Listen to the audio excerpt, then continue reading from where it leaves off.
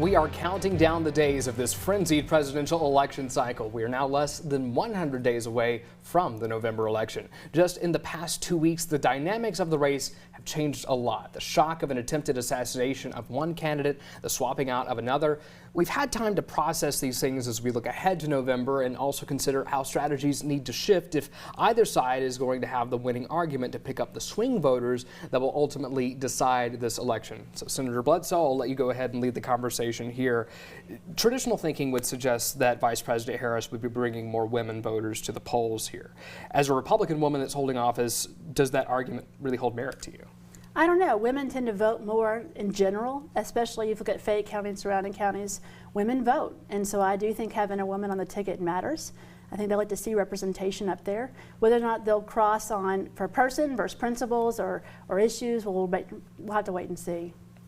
Trump's appearance at the National Association of Black Journalists Conference, it was widely panned this week. Looking ahead long term, is that going to be something that ends up hurting him throughout the election, or is there time to distance himself? Senator Thomas.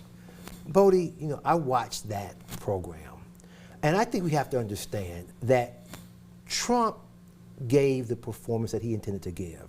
He wasn't going there at all, Bodie, to try to court black voters. What he was doing, Bodie, was really speaking to his base and feeding them what they wanted to hear. His antagonistic, very mean-spirited approach toward the black journalists and comments, that was all intentional. That was just Donald Trump feeding to his base. So, look, after 8 years, I know who Donald Trump is.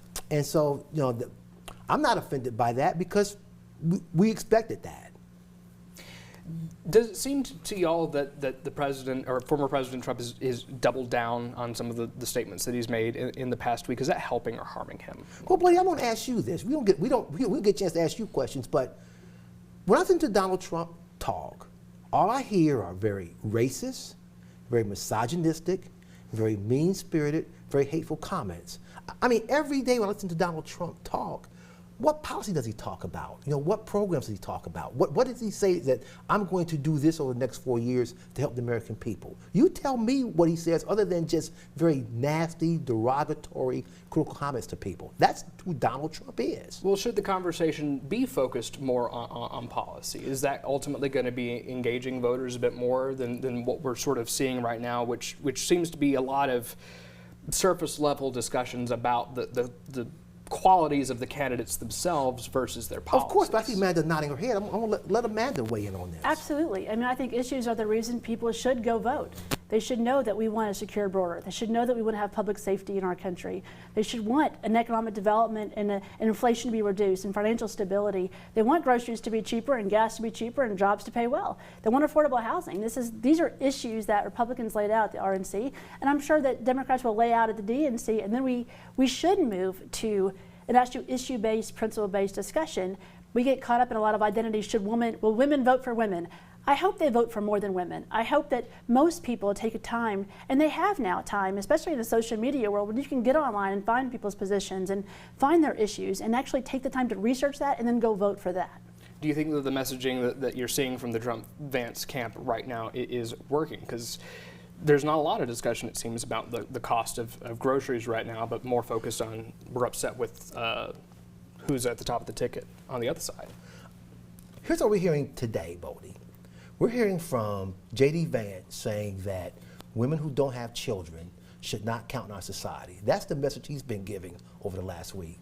Trump's message is, well, I don't know what Kamala Harris is. Is she an Indian? Is she black? You know, what difference does that make what her ethnicity is?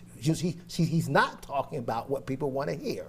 But that's the message we're getting from the Republican ticket. And when you're criticizing people, you know, because they don't have children, even though they want children, or you're talking about comments that are racially biased, you're not doing a good job of courting votes. Very quickly, would you agree that doesn't help pick up swing voters?